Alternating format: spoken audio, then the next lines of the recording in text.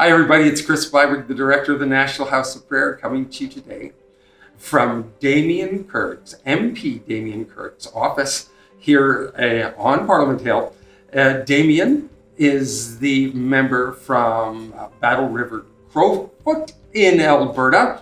He's also part of the planning committee for the Young Leaders Summit. And today we're going to talk about his connection with the Young Leaders Summit as a young man and how it brought it here full circle, almost full circle. It's really quite amazing, this story.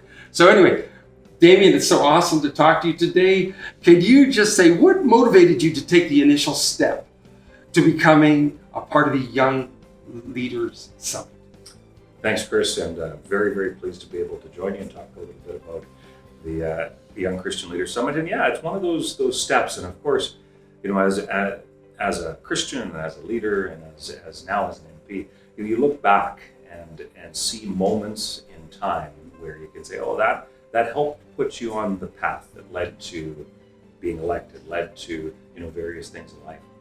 And one of the things that was very impactful for me early in my life was just out of high school, attending Bible college at the time, and always having had a passion for Canada, passion for politics, had volunteered on some local election campaigns for both federal and provincial candidates. I learned about the National Prayer Breakfast and had signed up for that. I think I was 19 years old and had this opportunity, was going to travel across the country to go to the National Prayer Breakfast, a gathering of Christian leaders from coast to coast. I thought that was an amazing thing. Then I learned, along with the National Prayer Breakfast, there was this opportunity and what is known as the Young Christian Leaders Summit, this gathering of young Christian leaders on Parliament Hill affiliated with the National Prayer Breakfast. I thought, oh, that's perfect. I kind of consider myself as part of that category. And so I made the trek across the country, and that 3-day summit, in correlation with the National Prayer Breakfast, was hugely impactful. Having a chance to meet with other young Christian leaders, people who are passionate about their faith and passionate about making a difference in our country, and seeing the synergy that existed and the possibilities that existed between those two things. And then to hear inspiring speakers and meet with parliamentarians from all political parties, and to see what type of political involvement was possible truly opened some doors that I'm not sure that I would have even realized existed had I not had that chance, when I was 19 years old, to get involved. And then, as it turned out, about a decade later, I would be running for office myself, and I look back and there's a number of things that kind of set me on that path. I can look back and say, okay, that was impactful in my journey leading to ultimately running for office. But being able to attend the National Prayer Breakfast, the leadership dinner, and spend that 3 days with other young Christian leaders, hearing from those who are passionate about both their faith and our country, was truly something that helped build the foundation for both the step of running for office, but also I think as we've been able to see, a legacy of being able to see that Christians get involved in politics. That's awesome. This past Prayer Breakfast Leaders Summit was such an exciting time. We've already shared a couple of times. It was the biggest one in its history, coming up to 60 years. And Marilyn and I, our interaction with the young leaders was just so exciting. Marilyn and I are former youth pastors, and you never kind of lose that bug. So to be working and speaking in conversations with young people is so exciting for us. And there was a great group this year. It was twice as big as last year. Can you describe a memorable experience or a significant moment during your time as a delegate that made a lasting impact to you? Yeah, great question. And the whole event was fantastic. We saw a great turnout.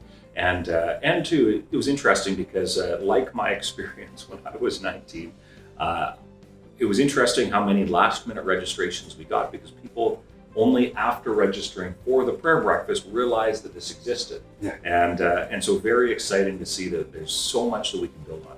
But a couple of the moments that I think stand out to me as being very impactful.